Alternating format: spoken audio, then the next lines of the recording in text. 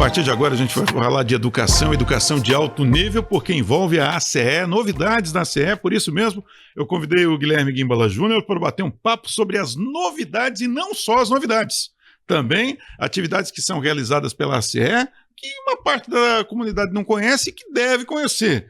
Guilherme Guimbala, muito obrigado por ter aceito o nosso convite para bater esse papo sobre a ACE. Parece que tem muita coisa boa por aí, como é costume da ACE, né? Tudo bem, meu amigo? Olha, tudo bom, prazer, Enio, aqui poder conversar contigo mais uma vez, né? O Enio é um parceiraço nosso, um amigo de longa data, e muito bacana poder falar sobre a ACE, a Faculdade Guilherme Guimbala, leva o nome do meu pai, né? E as novidades que nós temos agora para o ensino superior, a partir já do ano que vem. Né? E novidades de altíssimo nível, que interessa para você que é estudante, que pretende voltar a estudar, você que nunca fez faculdade, o caminho certo talvez seja você avaliar com cuidado, que nós vamos falar aqui sobre a ACE. Antes de falar sobre essas novidades, eu queria falar um pouquinho sobre algumas coisas. Por exemplo, a ACE tem alguns trabalhos que são desenvolvidos com estagiários e que são muito úteis para a comunidade. Eu queria que você falasse um pouquinho sobre isso. É muito pertinente a tua pergunta, porque a ACE desenvolve muitos serviços sociais que uma grande parte da população não conhece. Nossa própria comunidade joinvilense às vezes desconhece que a ACE oferece muita coisa de qualidade em nível social. Entre as atividades que nós temos, são várias clínicas. A clínica de fisioterapia, a clínica de psicologia, nosso trabalho em terapia ocupacional, né? E nossos atendimentos em direito. Enio, nós temos agora, Enio, já há uns 2 anos, um núcleo de mediação de conflitos dentro da ACE. Esse é um órgão, uma extensão do Tribunal de Justiça de Florianópolis que está dentro da ACE. Nossos alunos estagiários, junto com uma professora que é especialista em mediação, eles estão fazendo audiências do estado inteiro mediando conflitos jurídicos. É como parte de estágio lá do 5º ano da ACE. Isso é um serviço de graça. Você tem uma contenda jurídica, às vezes você não quer entrar em juízo com alguma ação, você pode convidar as partes para, num ambiente de mediação, tentar fazer um acordo antes de entrar com uma ação em juízo. Ou em outras ações que já demoram muitos anos, os alunos são convidados pelo Poder Judiciário a intermediar esses acordos. Até porque muitas vezes a pessoa, por desconhecimento, ela vai entrar numa ação judicial demoradíssima e ela pode resolver isso com uma conversa. Às vezes não tem a dimensão de quanto tempo vai levar uma ação, né? O tempo que ela iria perder. Ela pode fazer uma mediação na ACE. Um outro trabalho do direito assim, que eu acho fantástico é o nosso Núcleo Maria da Penha, nosso CENEMAP, que é um centro de referência para violência doméstica aqui em Joinville. Olha, esse é um case que vem já desde 2014, de muito sucesso, muitas histórias, muitas mulheres que nos procuram, vítimas de violência doméstica. Aliás, Joinville tem um triste recorde. Nós somos a 2ª cidade no estado com maior número de casos de violência doméstica. Só perdemos para Florianópolis. Lages é o 3º. Pra você ter uma ideia, quase 350 mulheres fazem BOs de queixas de violência contra seus companheiros. E na ACE, essa mulher vítima dessa violência, ela vai ser tratada, ela vai ser atendida por estagiárias do direito, por professoras do direito. Ela não precisa passar um constrangimento de procurar uma delegacia, ela encaminha toda a parte processual, as medidas protetivas dela, via faculdade com os nossos estágios. Quer dizer, ela é acolhida por pessoas capacitadas. O acolhida é um termo bacana de se usar, porque realmente a ideia é essa, é acolhimento, tanto que é uma sala diferenciada. Nós temos um espaço kids, a mulher geralmente vem com filhos, então a gente tem uma sala para ela poder realmente desabafar, contar a história dela e a gente encaminhar as necessidades dela, né? Guilherme Guimbala, eu queria botar nessa conversa o professor Alfredo Viegas, que está em São Paulo agora. E por que a gente vai botar ele nessa conversa? Eu queria que você fizesse essa introdução para a gente. Eu acho assim, nós temos na ACE uma história de pioneirismo muito grande, né? Nós somos pioneiros no direito, pioneiros na psicologia, na fisioterapia, na terapia ocupacional. Foram os primeiros cursos praticamente do Estado. Para você ter uma ideia, o curso nosso de direito é o 4º do Estado. Tinha na época Federal, Univale, a FURB, e a Univale ainda é criada pelo meu pai, ajudado lá, muita gente não conhece a história, mas antes de morar em Joinville, nós moramos em Itajaí. O início da Univale, a antiga FEPEV, para quem é mais antigo, ela se deu por conta do meu pai, antes de morar em Joinville, ter morado em Itajaí e ter ajudado a cidade a montar seus primeiros cursos superiores. E esse pioneirismo, agora, para 2025, a gente traz por força ou forma de um convênio com uma instituição que é a União Cultural de São Paulo, uma instituição muito tradicional que vai transformar as nossas graduações em bilíngue. Deixa eu convidar então o Alfredo Viegas. O professor Alfredo, para contar essa história melhor. Bota na tela aí o professor. Boa tarde, professor Alfredo. Obrigado por atender a gente. Nice to meet you. Nice pleasure to meet you again. Boa tarde, tudo bem, Guilherme? Tudo bem, Enio? Boa tarde. Obrigado pelo espaço aí, viu? Professor, boa tarde, seja bem-vindo. Gostaria que o senhor falasse um pouquinho sobre o que é a União Cultural, as pessoas em Joinville que não estão familiarizadas, né, com essa instituição. Eu acho que seria bacana essa apresentação para que as pessoas entendessem o que representa a União Cultural para a educação e como ela vai impactar positivamente na ACE e, por consequência, em Joinville. Certo, tá bom. Obrigado aí pelo espaço. Então, a União Cultural, ela é um instituto sem fins lucrativos que ela começou em 1938, né? Mais de 85 anos já de história, né? E ao longo de todo esse período, lá no início da União Cultural, o objetivo principal era de aproximar as duas culturas, a cultura norte-americana e a cultura brasileira, né? Fazer uma troca dessa cultura, uma aproximação dessas duas culturas, né?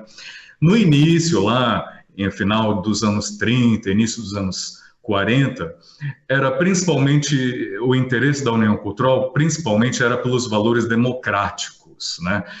E que na época os Estados Unidos estava começando a se tornar uma referência cultural, porque durante muito tempo os Estados Unidos não era uma referência cultural, né? Era mais a Europa, né? Então a influência cultural era mais, por exemplo, da língua francesa, mais da literatura europeia, etc, etc. Mas já principalmente por conta da questão da Segunda Guerra Mundial também, a questão da ascensão, digamos assim, né, dos Estados Unidos naquela época cresceu muito, né, principalmente pela parceria que teve nessa ocasião triste aí da história. E aí os Estados Unidos também começou a crescer como referência cultural, né? Tanto que a partir daí que começou essa questão da língua inglesa vir a se tornar a língua mais importante no mundo, né? E da influência que a cultura norte-americana e também dos valores democráticos que eram muito defendidos naquela época, em oposição, né, a várias questões que ocorriam no mundo naquela época, começou a crescer e crescer e crescer, né? Então, no início, a União Cultural, ela fazia mais esse intercâmbio, digamos assim, entre as duas culturas. A União Cultural, no início, ela nem tinha como base no estatuto dela, por exemplo, a questão do ensino da língua inglesa, para vocês terem uma ideia, né? Nós tínhamos palestras, nós convidávamos pessoas muito ilustres, por exemplo, grandes escritores, inclusive brasileiros, a ministrar palestras abertas, né? Que eram para a sociedade paulistana da época. E depois de um tempo é que começou a União Cultural a perceber a importância também da questão do ensino da língua inglesa para as pessoas, para a população. Tanto que na época que a União Cultural foi fundada, em 1938, não havia tantas escolas de inglês assim, né? Hoje, por exemplo, aqui em São Paulo, tem muitas, né? Muitas metodologias, né? Mas na época a União Cultural foi uma grande pioneira também nesse aspecto, assim como o professor Guilherme estava mencionando o pioneirismo, né, da FGG, a União Cultural também foi uma grande pioneira, né? Aliás, é uma coisa que eu acho muito bonita, que nos coloca muito em sintonia, essa questão de ser o primeiro, né, de começar a ir por um território pouco explorado, né?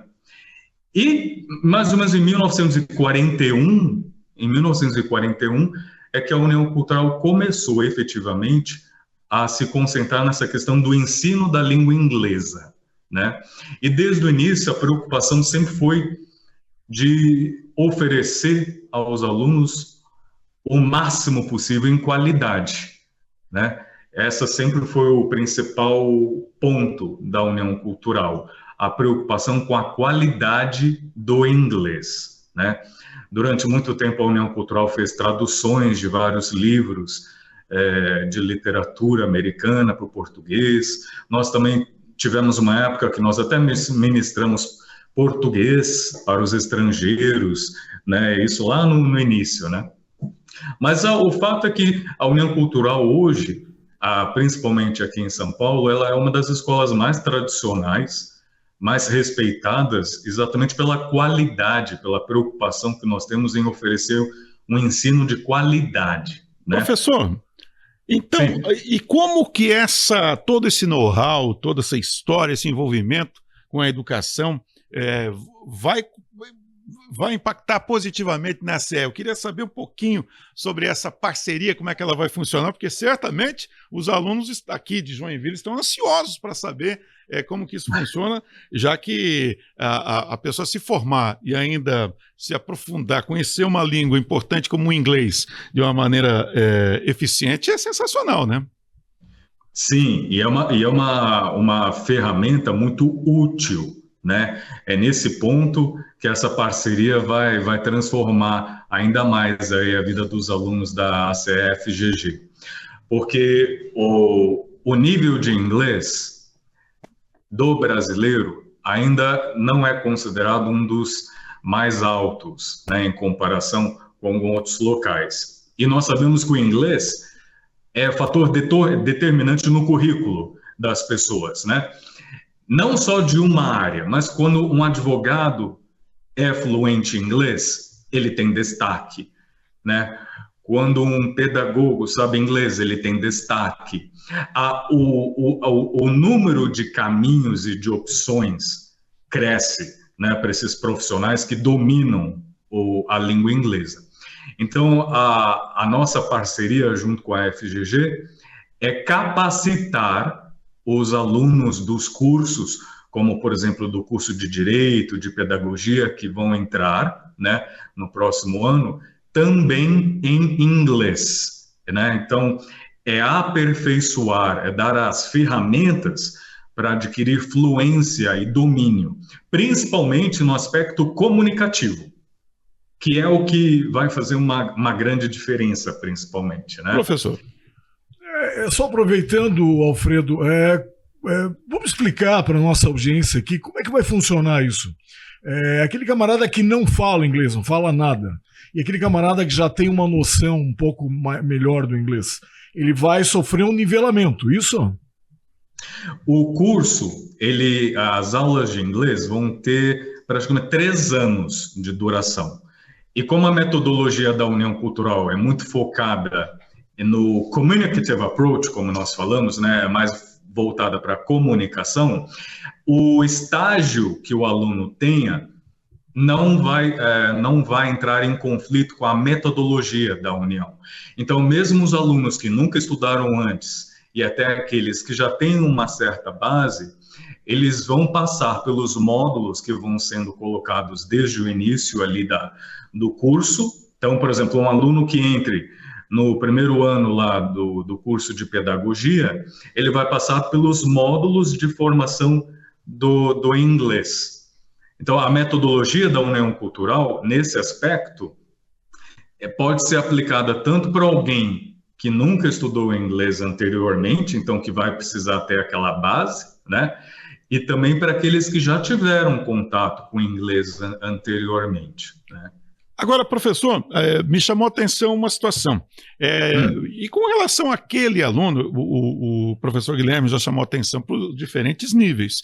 Vai certamente ter aquele aluno que está bastante capacitado no inglês, domina o idioma. Ele não vai ficar desconfortável em estar num grupo onde, eventualmente, os seus colegas estejam num nível muito abaixo? Leva-se em consideração também essa possível diferença? A metodologia da União Cultural, ela é preparada para isso. Ela leva em consideração esses diferentes conhecimentos linguísticos também do aluno. Então, não vai precisar ter essa preocupação, não. Porque se fosse, por exemplo, uma metodologia, né, digamos assim, mais formal, né, onde tem aquela questão de assim, um aluno que está muito no início, um aluno que já está em nível intermediário, um aluno que está mais no avançado, tem algumas metodologias que passam assim por uma questão mais de gramática, né, uma questão mais detalhista de cada um desses estágios. Não é o caso da nossa metodologia da União Cultural, principalmente por ser uma parceria que visa a formar também o domínio do inglês a acadêmicos, né, que já é um perfil de aluno muito diferenciado. Então, a metodologia está sendo pensada exatamente também levando em consideração esses pontos. Porque a nossa metodologia é de comunicação. Então, esses pontos, por exemplo, que geralmente pode causar essas divisões de níveis, isso é uma coisa mais voltada assim, para uma metodologia baseada muito em grammar, né, em gramática, que não é o nosso caso.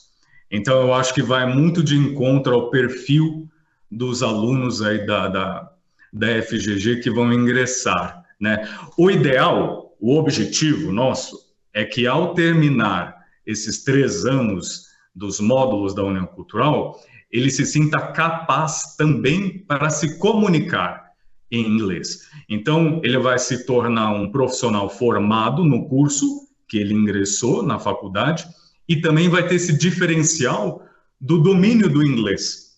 Então, ele vai ser um profissional no mercado muito mais qualificado, inclusive, né, para a área que ele escolher, né? Por exemplo, um advogado que tem o domínio do inglês, nós sabemos que são muito maiores as possibilidades aí, né, de posicionamento profissional, né?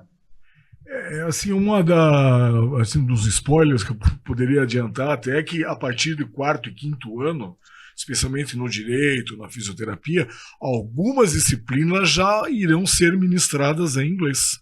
Por exemplo, na fisioterapia, quase 80% dessa literatura mais utilizada, a literatura mais de ponta na fisioterapia é em inglês.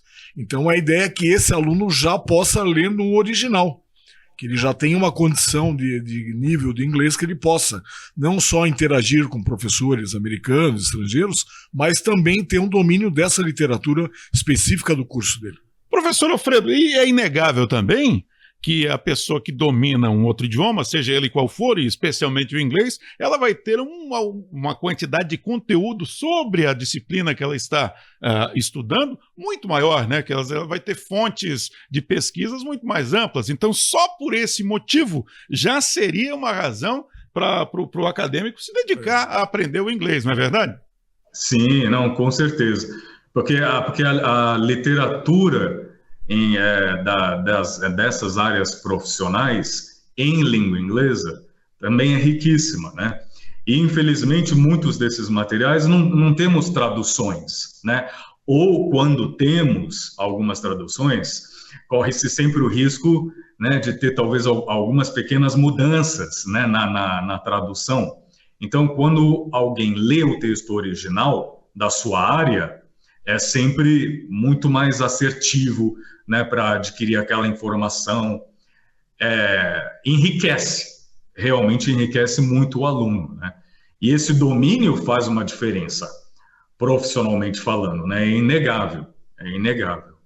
Professor Alfredo Viegas, da União Cultural, quero agradecer muito a sua participação conosco aqui, certamente isso vai despertar ainda mais o interesse, né, dos alunos que pretendem estudar na CE. A gente espera poder conversar com o senhor outras vezes, até para a gente incrementar as perguntas e tirar as dúvidas das pessoas que têm interesse, não é, professor? Olha, é sempre um prazer conversar com o professor Alfredo e contigo também, né? Sempre um prazer voltar aqui no teu programa e dizer que a CE é uma instituição que ela já tem 55 anos, muita história, assim como a União Cultural tem muita história. A CE trazendo a União Cultural para Joinville, nós acreditamos que vamos fazer uma grande diferença no nosso curso de graduação. Mas eu tenho mais uma pergunta. Os interessados, a pessoa que já está estudando na CE, ela vai ser introduzida essa Sim, mudança? Eu acho que ela, a partir do ano que vem, ela já vai se enquadrar, os nossos alunos que já estão fazendo matriculados, eles também vão se enquadrar. Não é apenas para os que estão começando. Não, é para toda a CE. Toda a ideia é transformar realmente nosso grupo de alunos lá, graduandos, em bilíngues, né?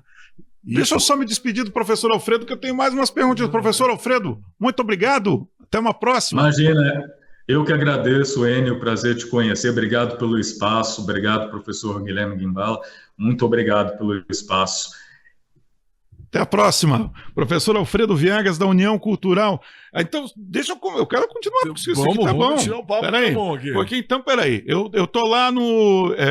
Tá fazendo o terceiro ano de fisioterapia. Poxa, mas agora o pessoal tá tendo inglês e eu vou ficar... não vou ter acesso a isso? Como é que vai funcionar? Você vai entrar no programa da União Cultural a partir do próximo ano. Você vai, como ele falou, já tem uma base, você vai entrar num nível X lá de acordo com a tua base dentro da metodologia deles. Eu não sei nada de inglês, você vai começar do começo.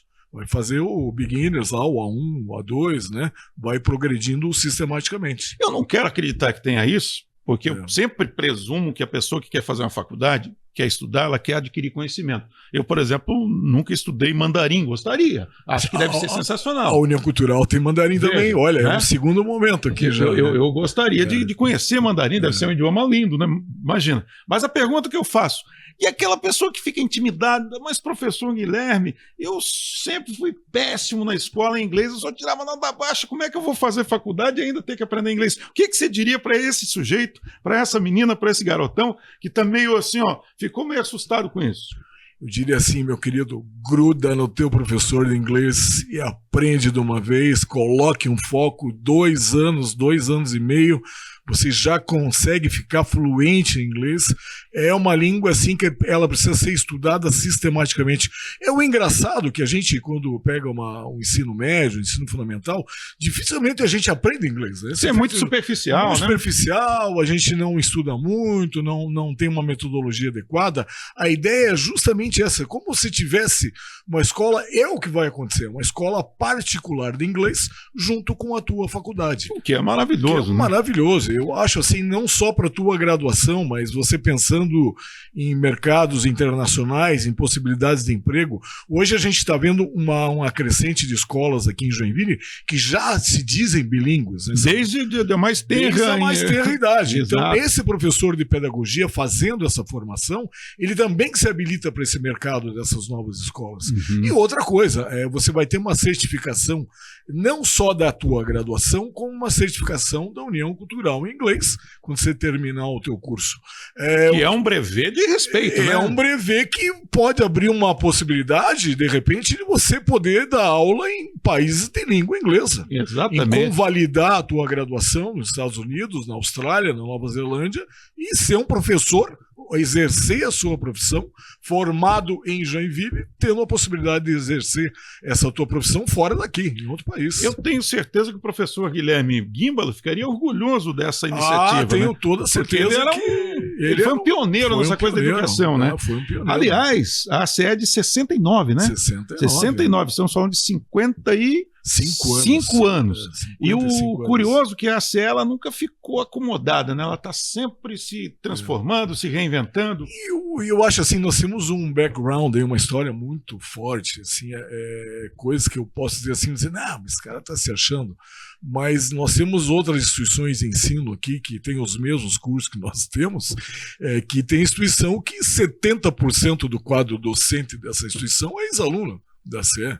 Eu brinco que o nosso maior garoto propaganda hoje é o atual reitor da Univille, que é ex-aluno de psicologia, passou lá pelos nossos corredores, né? Nos cursos de fisioterapia, nós temos professores em todo o estado, na FURB, na Univale, Federal, onde tem curso de fisioterapia, que nós somos os pioneiros, fatalmente você vai acabar encontrando um coordenador ou um professor que tenha passado lá pelos nossos corredores. Ô, professor Guilherme Guimbola, você está trabalhando com educação praticamente desde sempre, né? Desde que se formou, né? Morei dentro da CE praticamente.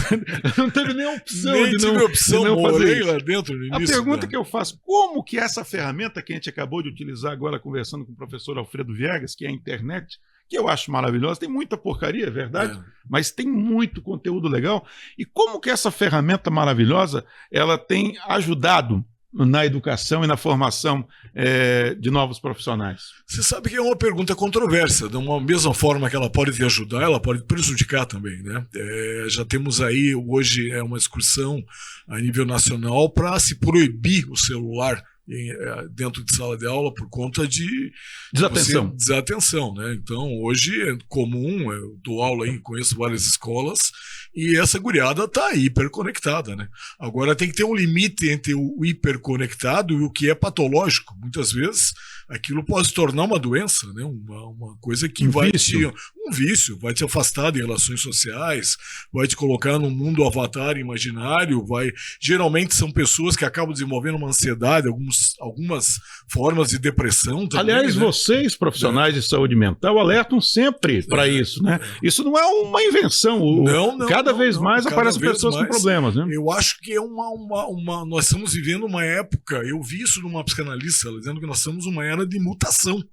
Uma mutação social por conta de redes sociais e desse mundo virtual, né?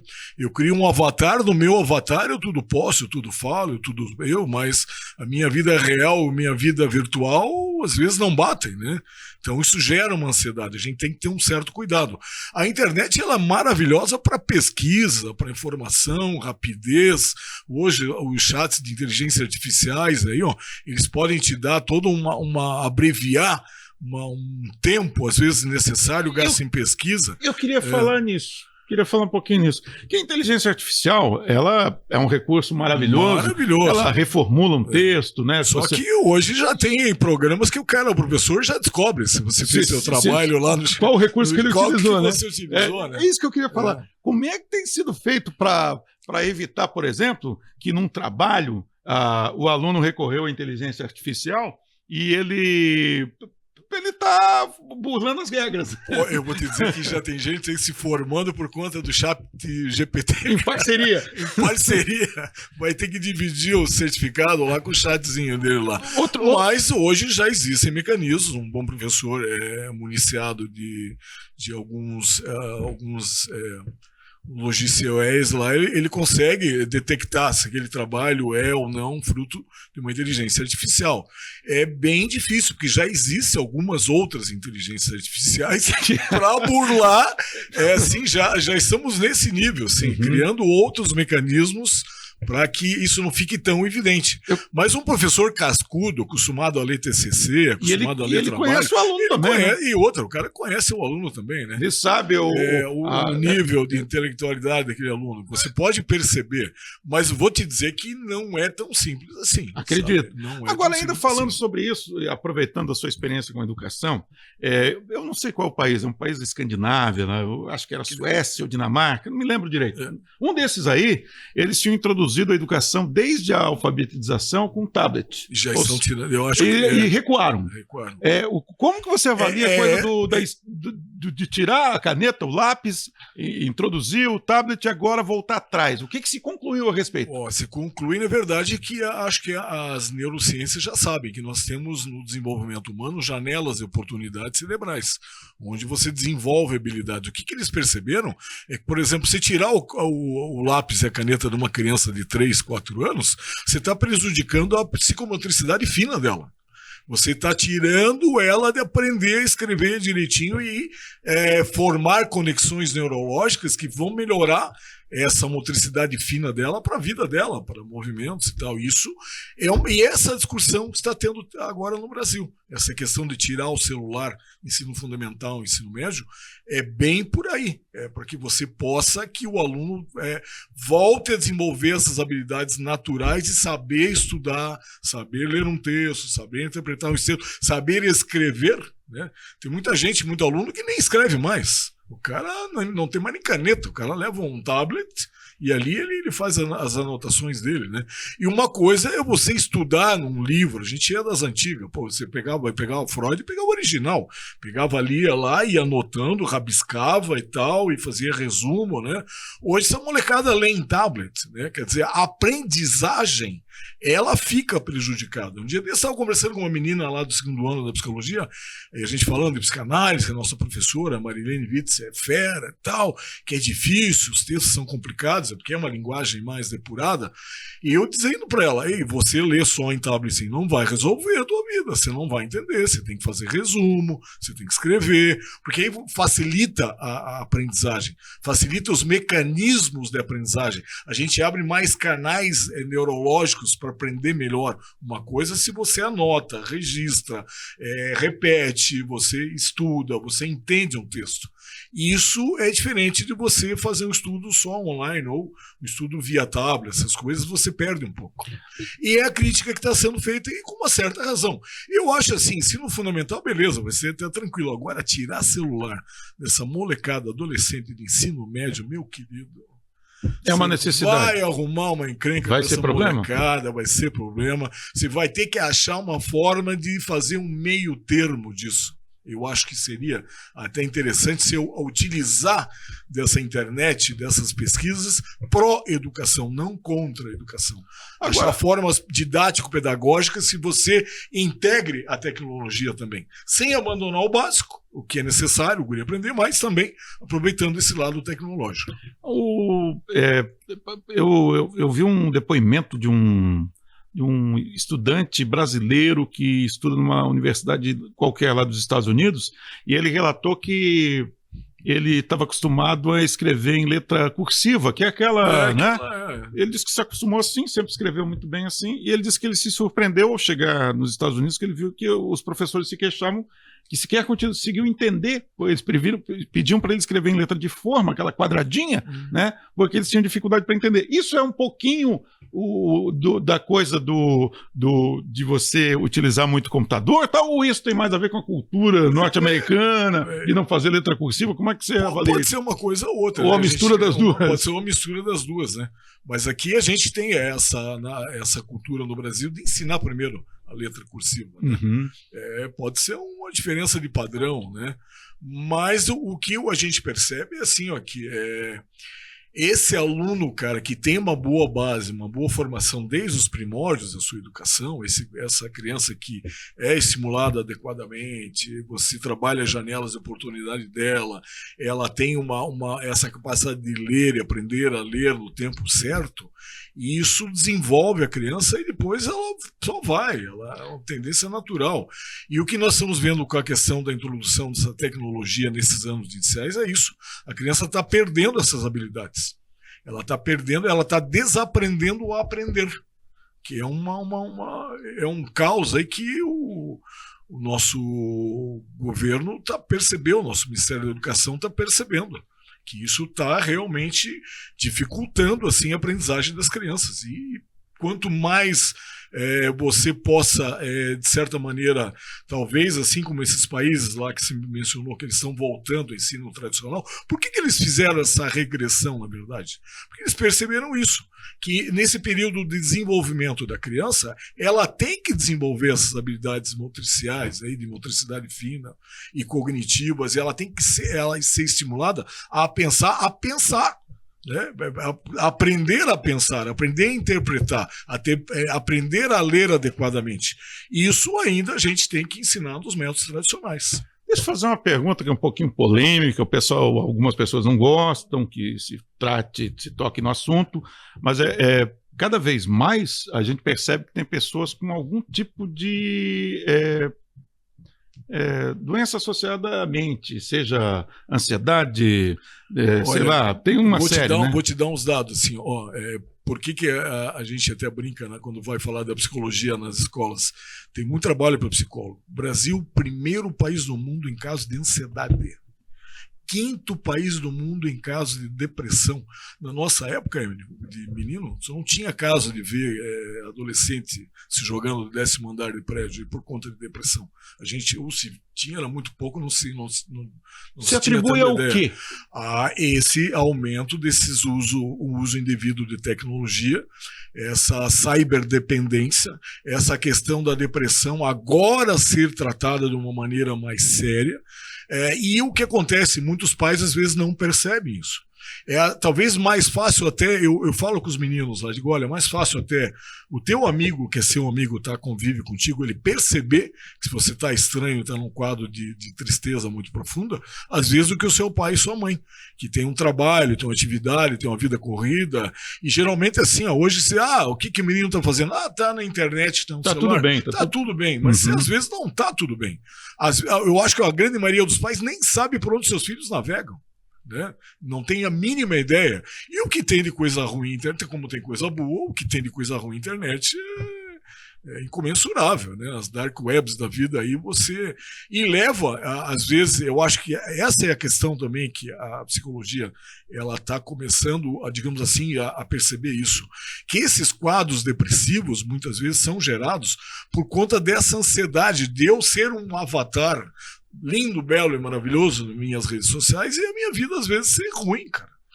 E também a comparação. Poxa, como o meu amiguinho tá bem e eu tô numa ruim, pior, né? O cara posta só festa beça e eu não tenho essa condição. Isso leva a quadros depressivos. Isso geralmente é uma coisa séria, que a gente tem que tomar um cuidado. Profissionais da área da saúde já estão mais atentos para isso. A questão da depressão é um assunto que está vindo mais à toga agora. A gente está falando mais sobre isso. Não se falava tanto sobre isso. A pergunta é, antigamente o pessoal largava logo. Isso é frescura? Era bem clássico. Havia menos casos ou as pessoas tinham vergonha, não se sentiam à vontade para falar sobre o problema? Eu acho que assim, a gente não dá para mensurar, mas que havia uma coisa velada em não se falar, esses estereótipos de que isso é frescura, para com isso, sai dessa vida. Hoje não, hoje a gente já tem um olhar diferenciado, né? Porque essas coisas agora estão à tona, né? Então, um dia desse aí, perdi um amigo próximo meu, por conta de depressão. E o cara com uma vida estável. Pô, isso para a família foi um choque, né? E ninguém percebeu que essa pessoa estava num quadro depressivo. Imagina só. Que é isso que é o pior. A gente às vezes convive com a pessoa e não tem a ideia que ela está num momento de sofrimento. Então o que a gente orienta assim as famílias e tal, meu filho é meio triste, é meio introspectivo, ele é meio na dele, mas cara, desconfie. Essa tristeza muito prolongada pode ser um quadro depressivo. E um quadro depressivo pode levar a situações extremas. Então, é importante, pai, mãe, você que é amigo tal, teu amigo está muito diferente, querido, conversa com ele, avisa a família, antecipa alguma coisa que pode ser algo mais grave. E também uma outra questão que vem em contraponto a isso, assim, por conta disso estar mais sendo falado hoje em dia, muitos diagnósticos também às vezes não batem, né? Esse de TDAH agora, todo mundo é hiperativo, vamos dar a Ritalina para a criança, para ela não se incomodar, ficar no cantinho dela. Muitas vezes a criança é só sapeca mesmo, ela é só bagunceira. Não tem nada de... Eu fico pensando, ainda bem que eu nasci no meu tempo atrás. Já ia para Ritalina. Ia tudo para Ritalina, porque o que a gente aprontava quando era guri, né? E às vezes são crianças que, meninos especialmente, são mais ativos, né? O guri joga bola. É uma característica. É a característica normal da criança, e que às vezes o pai não sabe lidar com isso, leva em alguns profissionais, o profissional entende como uma patologia e sai ministrando Ritalina. Ou visita tantos profissionais até que algum diga aquilo que o pai quer ouvir. Também tem isso. Não tem disso, não? Esse é um outro cuidado que a gente tem que ter com essas questões relativas a esse tipo de patologia, especialmente a hiperatividade e a depressão. Mas tem um diagnóstico mais correto. Tem muita coisa, especialmente em hiperatividade, que eu acho que é muito subestimada demais até.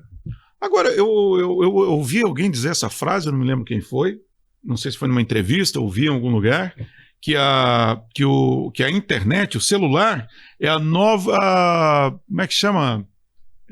Chupeta. Quer dizer, a criança está chorando, dá o celular. Isso, como é que é?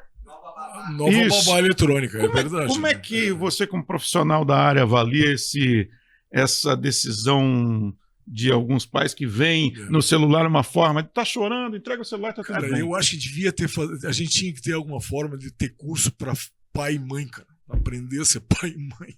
Sabe? Eu acho que essas igrejas que fazem esses cursos de noivo e tal, acrescenta mais um módulozinho para ensinar a ter uma paciência com o filho, entender fases do desenvolvimento da criança, entender tipos de comportamento típicos de épocas de criança, para você não deixar a criança só limitada num celular, né? É bem isso que você falou, a criança às vezes ela é mais bagunceira, ela é mais ativa, pega, dá um celular, dá um joguinho e o guri fica 3-4 horas.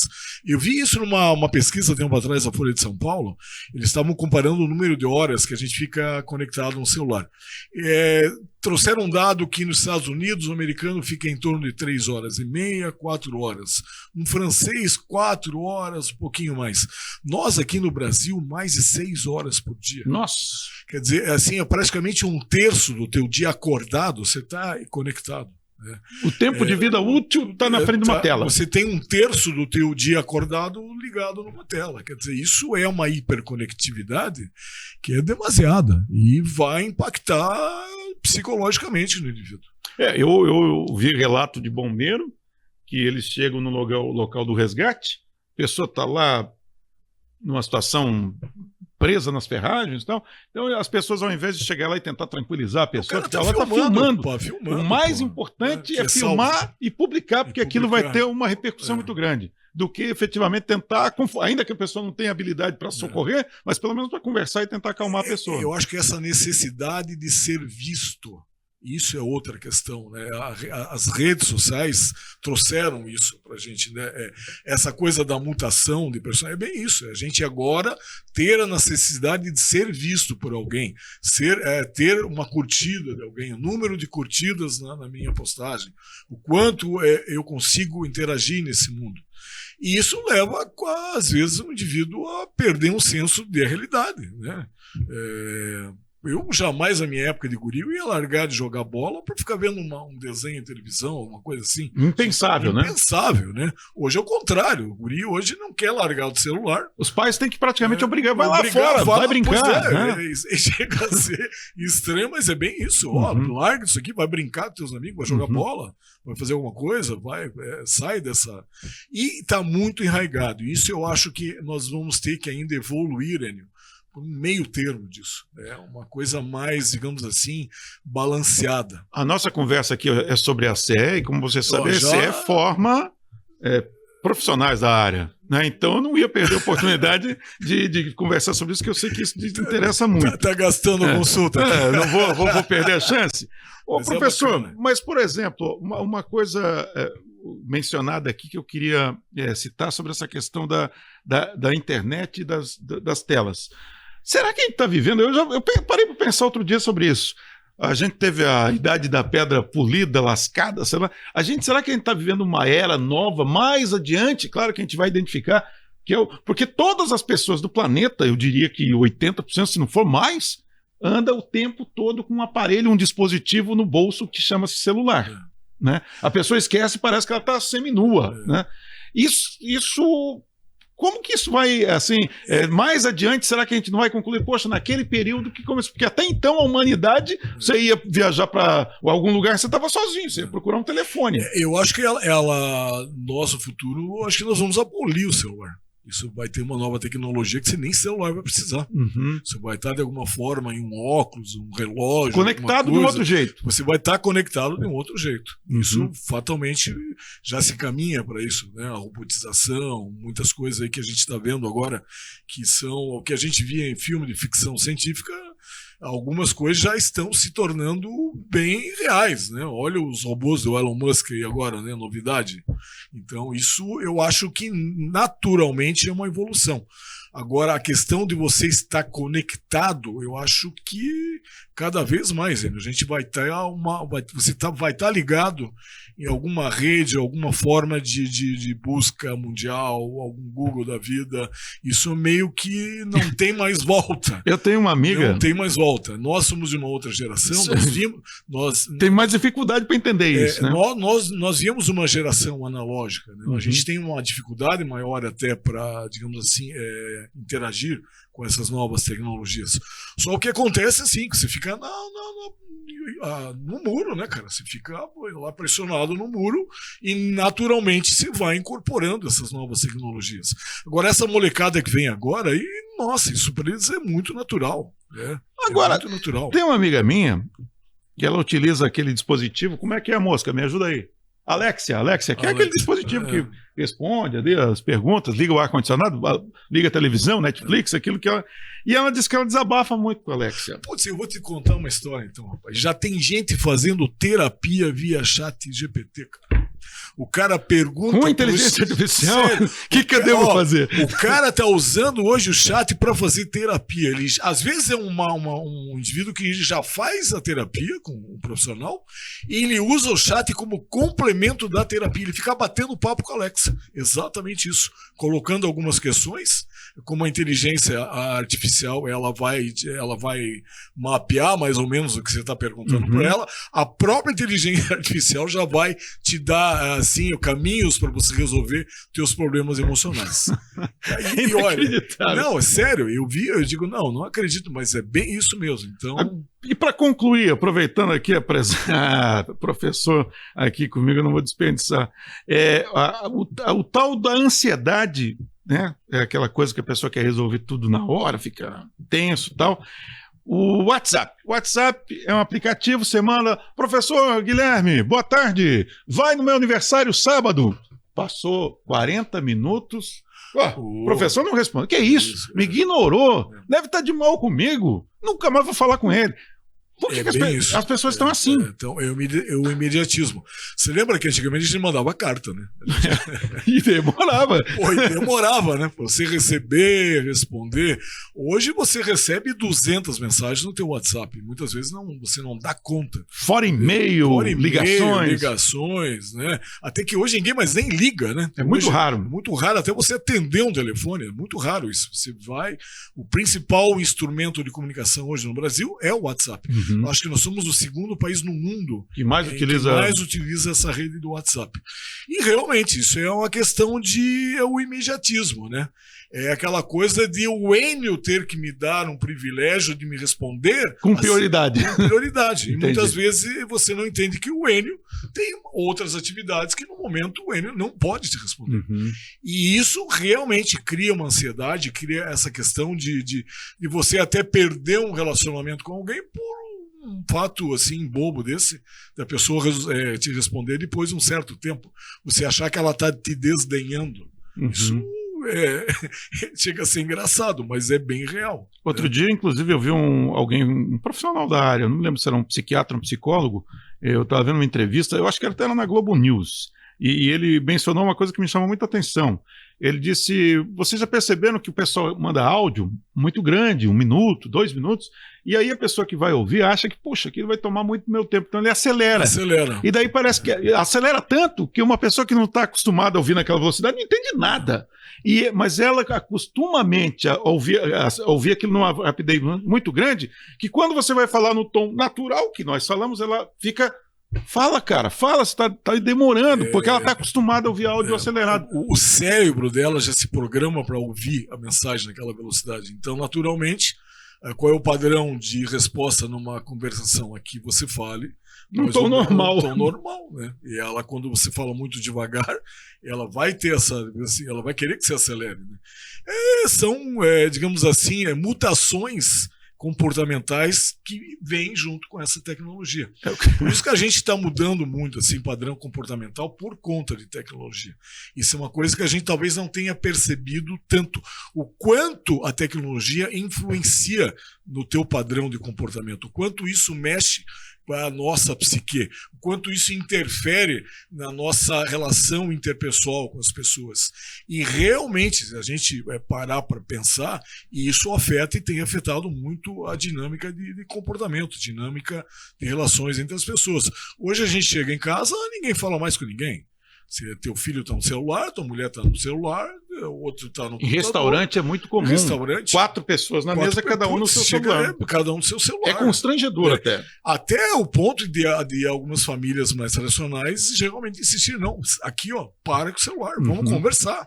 Eu acho que isso falta um pouquinho, a gente larga um pouco, desintoxica um pouco dessa questão de ficar toda hora conectado e voltar para as relações sociais, conversar, bater papo, falar, resenha, jogar um futebol, tomar uma cerveja com os amigos, né? Isso é necessário. A gente precisa, assim,